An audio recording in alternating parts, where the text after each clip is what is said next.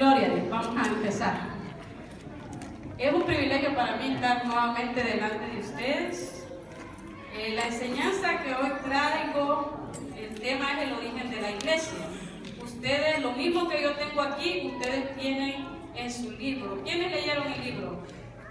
Díganme un amén los que leyeron el libro. Qué poquito. ¿Quiénes se saben el texto?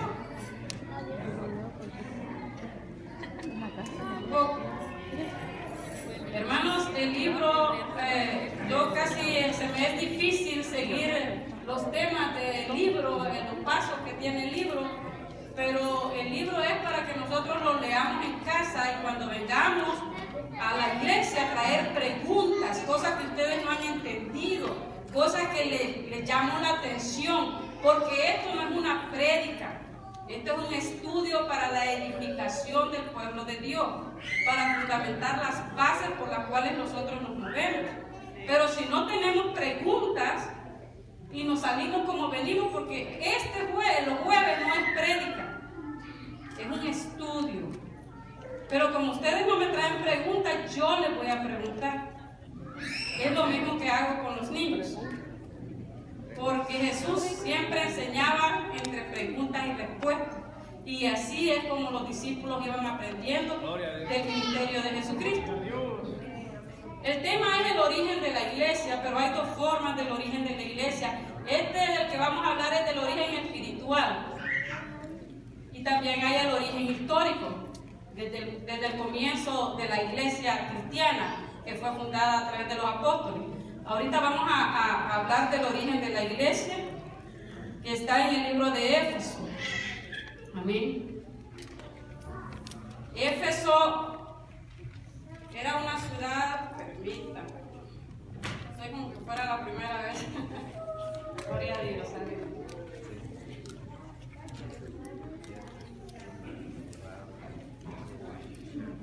No hay cómo hacer. Ok, gloria a Dios. Vamos a hablar primeramente de la ciudad de Éfeso. Éfeso era una ciudad muy rica. Era una de las 5 ciudades mayores del Imperio Romano, entre las cuales también estaba Roma, Antioquía, y también estaba Alejandría, que es donde se formaron las 3 grandes iglesias universales, ¿verdad? Éfeso era la capital de la provincia de Asia, de Asia Menor. Y era una ciudad idólatra. En esa ciudad era donde estaba el templo de la diosa Artemisa, o como la conocemos como la diosa Diana. Y ese templo era una de las 7 maravillas del mundo antiguo. O sea que era hermoso, era tremendo. Éfeso, Pablo lo visitó en el segundo de sus viajes. Él visitó Éfeso, pero no se quedó ahí. Se quedó hasta el tercer viaje misionero.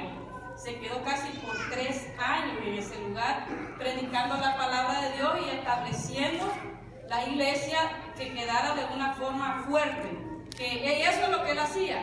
Dejaba fundada la iglesia con bases sólidas para luego moverse a otro lugar a levantar otra obra. ¿Sí? Y esta carta de los Efesios, carta dirigida a los Efesios, se escribió en los 62 después de Cristo, cuando Pablo estaba encarcelado en Roma.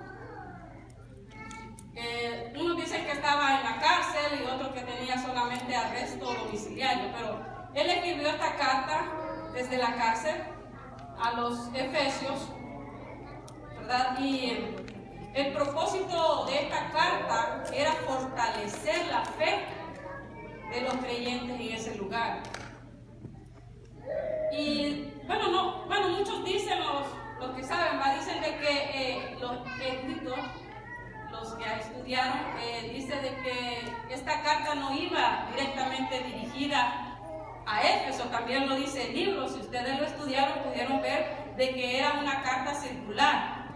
O sea, como un memorándum, como una carta que no iba directamente a Éfeso, sino a las diferentes iglesias que estaban en el Asia Menor o proconsular, como se le conoce. Entonces, Pablo siempre decía, bueno, a los colosenses les dijo que cuando les envió la carta a ellos, les dijo, léanla y se la envían a la Odisea, y que la Odisea se las envíe a ustedes. O sea, la carta iba para todas las iglesias del Asia Menor, porque era así como se leía, no se leía directamente como que yo leo una carta para mí sola, no, sino que se leía para toda la congregación y para todas las iglesias. Pero aquí el primer tema del libro, yo sé que lo leyeron y voy a hacer preguntas, y si tienen preguntas, también me las hacen a mí. Amén. Dice las razones para bendecir a Dios. Está en Efesios 1, 3, 6. ¿Alguien me lo lee, por favor? Gracias.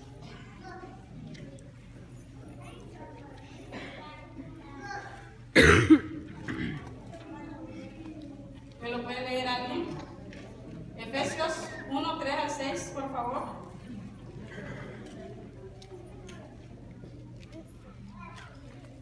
Bendito sea Dios y Padre de nuestro Señor Jesucristo, que nos bendijo con bendiciones espirituales en los lugares celestiales en Cristo, según nos escogió en Él antes de la fundación del mundo, para que fuésemos santos y sin mancha delante de Él, en amor, habiéndonos predestinados para ser adoptados hijos suyos por medio de Jesucristo, según el puro afecto de su voluntad, para alabanza de la gloria de su gracia, con la cual nos hizo aceptos en el amado. Amén.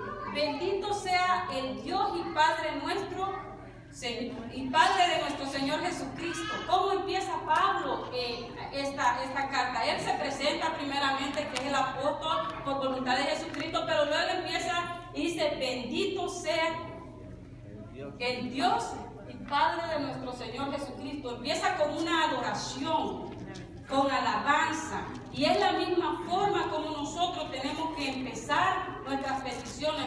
Cuando venimos al altar, no venimos a pedir, venimos a adorar, venimos a exaltar. Primero hay que, como dice mi yerno, preparar el terreno para que Dios pueda proveernos lo que nosotros necesitamos. Tenemos que venir con adoración. Bendito, Él lo bendice, Él bendice a Dios, Él bendice al que nos bendice a nosotros, porque nosotros lo bendecimos a Él con nuestra adoración y con nuestra alabanza.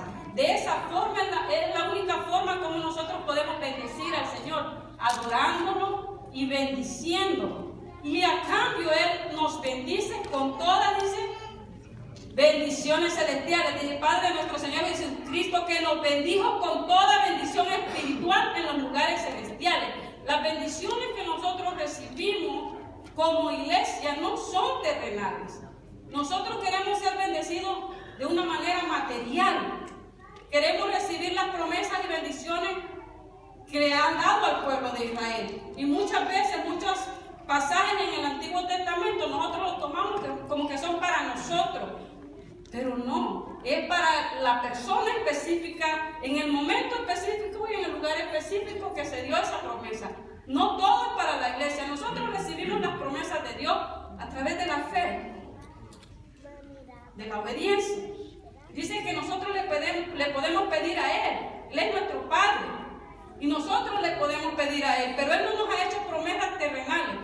Lo de la iglesia, todo es espiritual. Todo es en los cielos. Por eso es que Él dice que nos bendijo con toda bendición en los lugares celestiales. O sea que nuestra bendición está allá.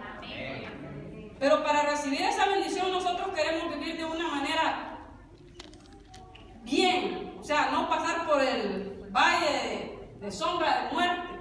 Pues para que nosotros, más adelantito vamos a ver la adopción, pero para que nosotros seamos adoptados y merecedores de ser hijos de Dios y que nos tome como coherederos, tenemos que pasar por los mismos sacrificios que Jesucristo pasó.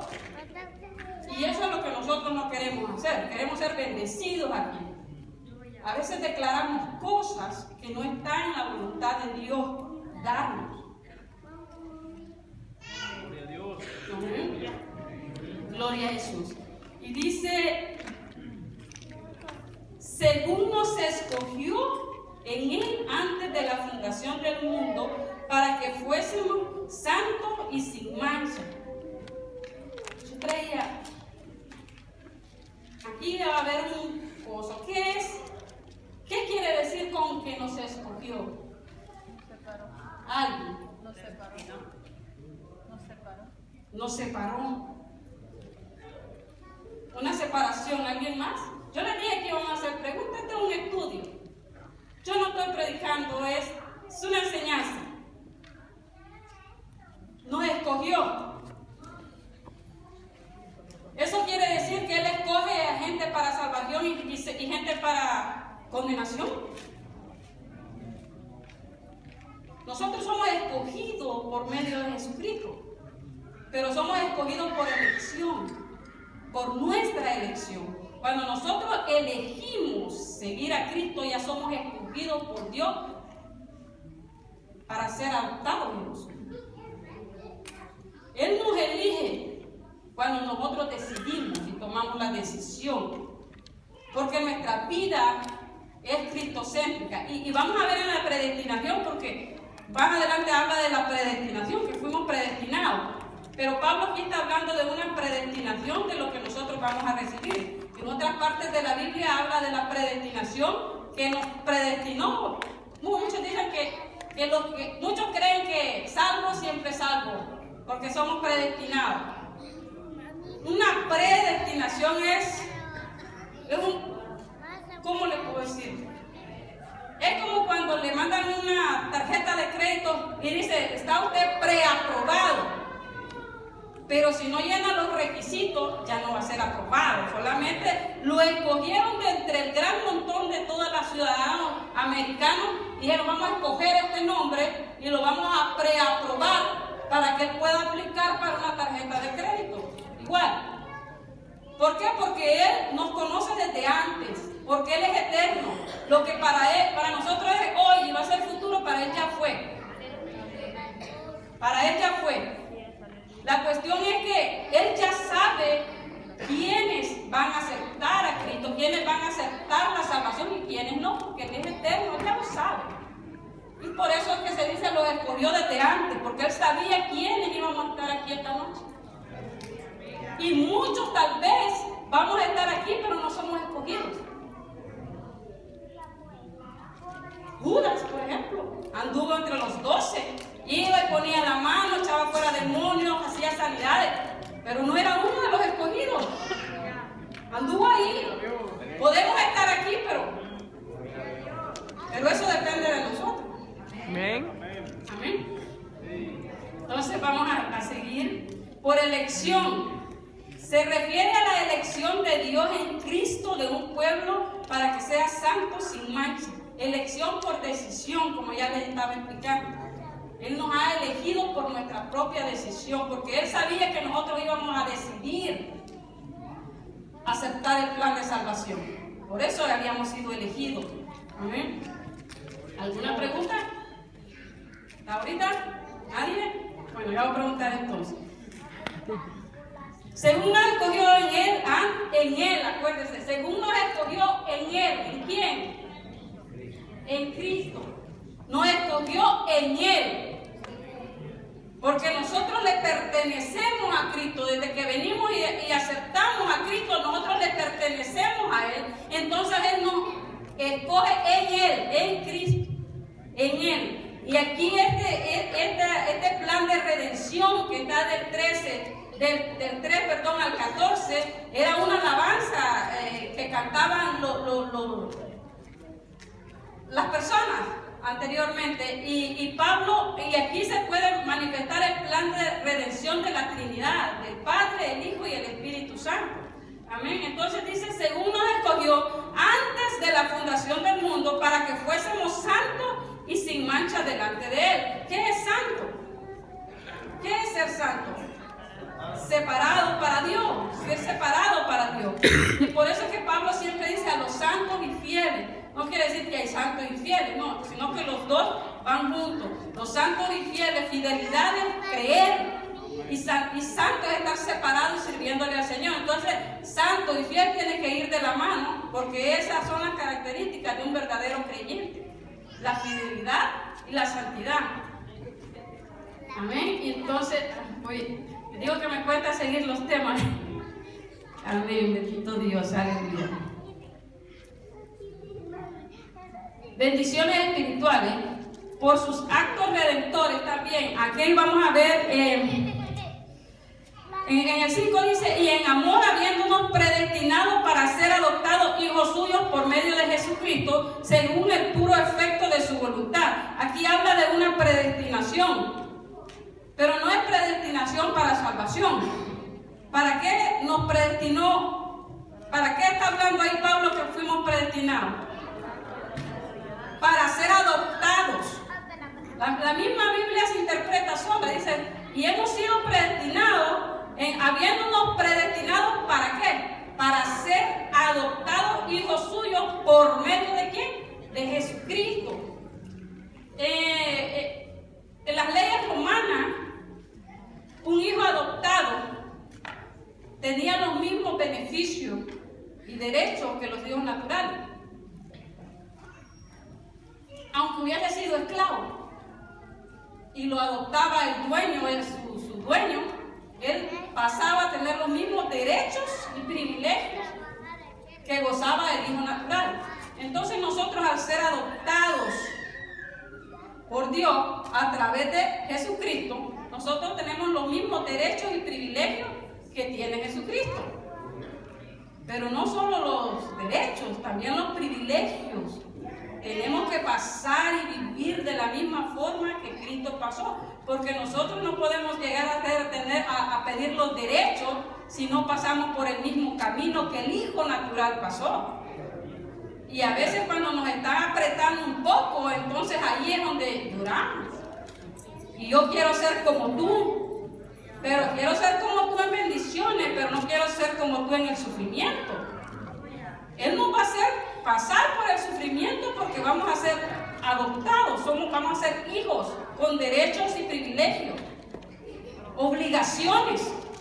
Y nosotros hemos llamado a salvación no solo para que nos salvemos solos, sino para que llevemos multitudes con nosotros. Amén.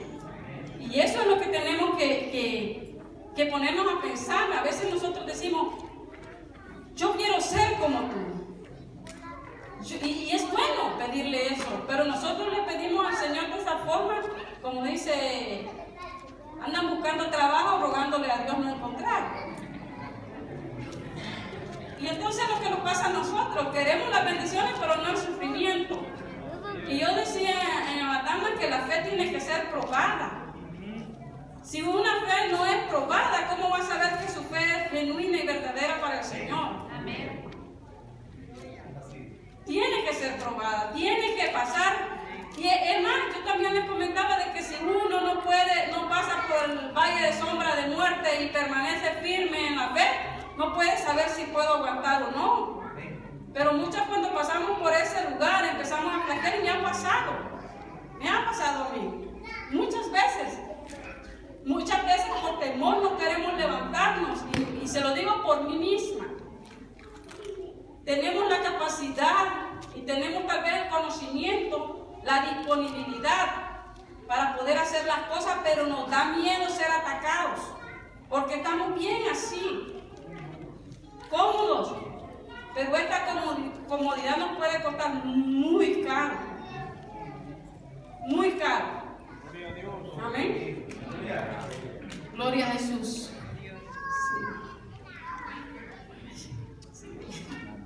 No puedo seguir mucho los temas, pero aquí vamos.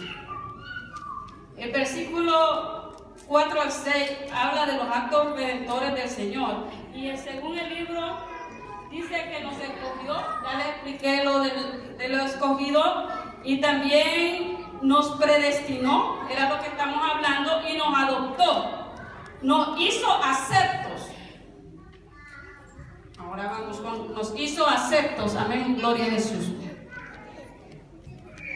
Por medio de Jesucristo, según el puro efecto de su voluntad, para alabanza de la gloria de su gracia, por la cual nos hizo aceptos en el amado. ¿Nos hizo aceptos en quién? ¿Quién es el amado? Jesucristo es el amado. Y Dios nos ha aceptado por Jesucristo. Porque por nosotros no llenamos los requisitos en ningún momento. Somos aceptos en el amado, en Él. Sin Él no somos aceptados para nada. No, por ejemplo, a veces, tal vez a usted no le ha pasado que llega a un lugar y aquí les voy a explicar acerca de un poco de los escogidos, porque tal vez tienen, o ya les quedó claro lo de los escogidos. ¿Sí? ¿Qué es ser escogido? La Biblia dice, hermana, desde antes de la fundación del mundo, dice claramente, ustedes no me eligen, yo os elijo, y ella tiene al que va a ser salvo. Ahora la Biblia dice, al profeta Jeremías le dice, desde el vientre de tu madre, yo ya te había elegido. Te conozco, sí. O sea, ya el Señor desde el vientre de... Es lo que expliqué desde que Él nos conoce desde antes, porque en Él estaba la fundación. Él ya sabe si nosotros vamos a hacerlo o no. Vamos a Hay hacer. otro versículo, nada más voy a terminar con esto. Sígueme. No todo el que diga Señor, Señor, dice que, o sea, ir al reino de los cielos. En pocas Exactamente. palabras, el que vive la palabra y se guarda para Dios, ese es el palabra. Ese es el escogido. Pero el escogido no quiere decir de que Él nos escogió a todos. Él nos escogió a todos, porque Juan 3:16 dice, de tal manera amó Dios al mundo, que dio a su Hijo unigénito para que todo es todo, el mundo, pero ahí está la decisión, para que todo aquel que en Él cree no se pierda, mantenga vida eterna. O sea que Él nos eligió a todos. Él no murió solo por los escogidos. Claro que Dios ya sabía quiénes éramos los escogidos, pero fue por decisión. Es a todos. Para todos es el llamado. Por eso es que muchos son llamados y pocos los escogidos. Muchos podemos estar aquí y no somos de los escogidos. Y es por eso que no hay una transformación en nosotros. Y tenemos que trabajar en eso, porque es nuestra decisión, para eso está el libre albedrío.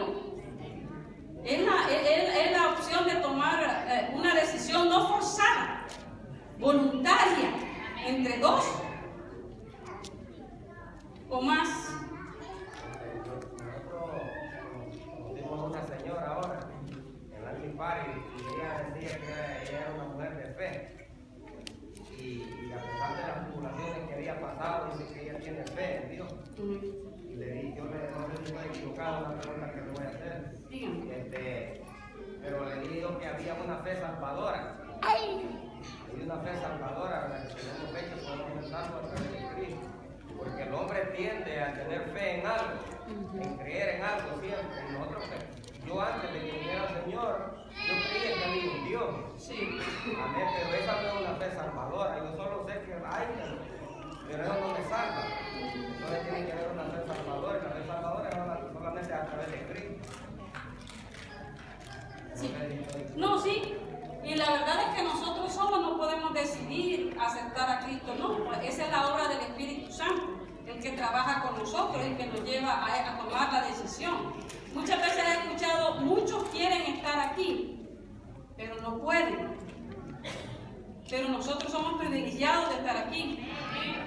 Pero ¿por qué no pueden? ¿Se han preguntado por qué no pueden? Exactamente. Porque están atados.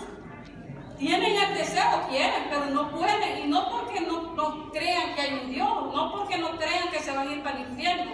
Lo que pasa es que la iglesia no está haciendo el trabajo. Así como Moisés intercedía por aquel pueblo que dijo el Señor, bueno, déjame, no lo voy a destruir. No, pues, ¿cómo los han sacado de allá y van a venir a matarlos aquí al desierto? Primero, pues, me lo hace a mí, ¿no? Él se puso en el lugar del pueblo. Pero la iglesia no se está poniendo en el lugar de los que están allá afuera. Y es por eso que ellos no pueden estar aquí y quieren, pero no pueden porque no nos tomamos el trabajo de desatar. No tomamos el trabajo de orar o de interceder interceder por aquellas personas. A duras penas intercedemos por nuestros familiares. A duras penas. Porque con que yo me salvo es suficiente. No es así. Dice que por gracia recibiste, por gracia tenés que dar. ¿Y qué es gracia? Yo te voy a decir qué es gracia. Es la obra del Padre mediante la cual se obtiene la salvación del pecado. O sea que es el favor voluntario y amoroso que da Dios a los que Él salva, a los que toman la decisión. O sea que nosotros no nos merecemos esa gracia y la obtuvimos. Y esa misma gracia que obtuvimos es la que tenemos que dar a los demás. Pero no lo estamos haciendo. Y a eso se debe. Sí hay una fe salvadora, pero dice la palabra de Dios que la fe sin obras es muerta.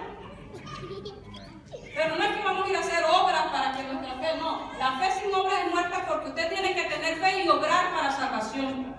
Obrar para que las cosas sucedan. No solo voy a decir, voy a tener fe, que me voy a tener unos 500 pesos este fin de semana y me voy a sentar, pero yo tengo fe que Dios me lo va a dar. No, pero si no obro, no lo voy a obtener. Tengo que hacer. Por eso que la fe sin obras es muerta. Porque tiene que tener fe y obrar a la misma vez. Y la salvación no es por obra, sino es por fe. Pero por la obra vamos a ser galardonados. Entonces que si no obra, también estamos aún mal. ¿Me entienden? Entonces, tenemos que hacer las dos cosas, porque eso va de la mano. Hay muchas cosas que van de la mano aquí, amén. Gloria a Jesús. Voy a ir un poquito más rápido. Dice aquí, ¿alguna pregunta? Lo he escogido, ¿verdad? Ya hablamos de eso. Dice, para alabanza de la gloria de su gracia. Como dice el hermano, nosotros hemos sido creados para adorar. No, nosotros tenemos esa cosa eso en nuestro interior que Dios ha puesto, que estamos inclinados a adorar algo. Estamos inclinados a adorar cosas. Muchos adoran la creación en vez de adorar al Creador, que es lo mejor, ¿no? Pero estamos inclinados a eso, a adorar. Y a veces no hayamos que adorar. A veces adoramos a nuestros hijos. A veces adoramos a nuestros esposos o esposas. Y yo antes de ir, bueno, es normal, ¿no? Pero estamos inclinados a adorar a algo. Y nosotros hemos sido hechos para adoración. Dios nos hizo para adorar, pero el pueblo, la humanidad, se tiró a adorar otra cosa que no fuera Dios. Por eso es que Él se hizo un pueblo para sí. Y ustedes conocen la historia, cómo empezó el pueblo de Israel. Pero la iglesia, de donde se originó también, que se originó en la mente de Dios, es la sustancia de dos pueblos. Pero es que Dios dijo, de dos pueblos me voy a hacer uno. Pero este pueblo fue a precio de sangre. Y eso lo vamos a ver aquí más adelantito. Dice, el 7 dice, en quien tenemos redención por su sangre, el perdón de pecados según las riquezas de su gracia, que hizo sobreabundar con nosotros en toda sabiduría e inteligencia, dándonos a conocer el misterio de su voluntad, según su beneplácito, el cual se había propuesto en sí mismo. Tenemos la redención. Dice que la redención es una acción o efecto de redimir, lo que les estaba hablando. Salvación mediante sacrificio es el precio pagado para obtener la libertad de un esclavo. Y eso lo especificaba en Levítico, que había que redimir o pagar 7 años de esclavitud, pero alguien que un dinero podía pagar el precio. Jesucristo pagó el precio por nosotros. Nosotros éramos esclavos ¿de quién? Del pecado. Pero Él ya pagó el precio.